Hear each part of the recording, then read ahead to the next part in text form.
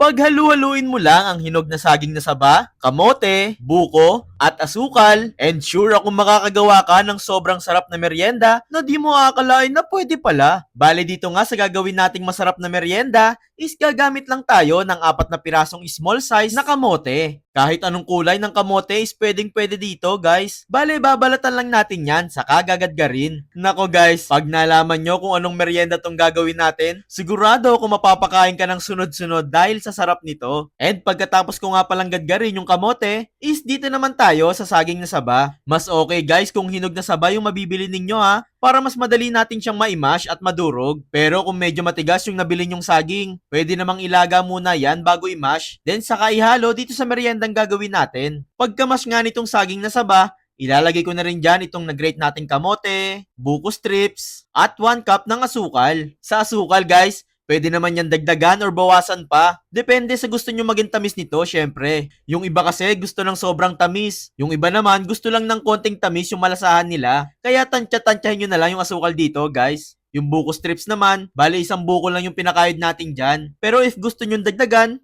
pwede naman guys. Bale, hinalo-halo ko lang yan until mag-well mix na ang mga sangkap. Maiba nga lang pala ako guys. Baka mahilig kayo sa mangga, especially sa dried mango. Alam niyo bang meron na rin na-order sa online itong masarap at affordable na dried mango? And mas pinasarap pa yan dahil hinaluan na yan ng asin at buo-buong sili na siyang magpapagana palalo sa'yo kumain itong dried mango. Kung gusto nyo nga rin palang tikman to guys, meron tayo dyang 100 grams na perfect pang solo. O di kaya naman, 250 grams, 500 grams, at 1 kilogram pack na perfect naman for sharing. O siya, maglalagay na lang ako ng link dyan sa comment section para matikman mo na din yung sarap nito. Bale dito nga pala guys, once mahalo natin yung 4 na sangkap, is maglalagay pa ako dito ng 2 cups ng glutinous rice flour. Ito yung siyang magpapabuo sa meriendang gagawin natin guys. May nagtanong nga nito kung pwede ba daw yung harina or cornstarch. Di ko masasagot yan guys, since di ko pa naman na-try maglagay nun. Kaya for now, glutinous lang muna yung gamitin ninyo. Haluin lang natin yan until mag-well mix ang mga sangkap, then set aside muna natin yan.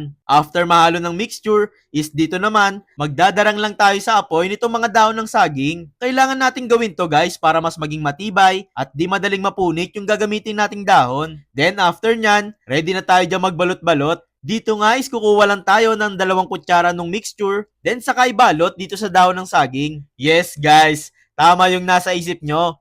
Suman nga po itong merienda na gagawin natin today.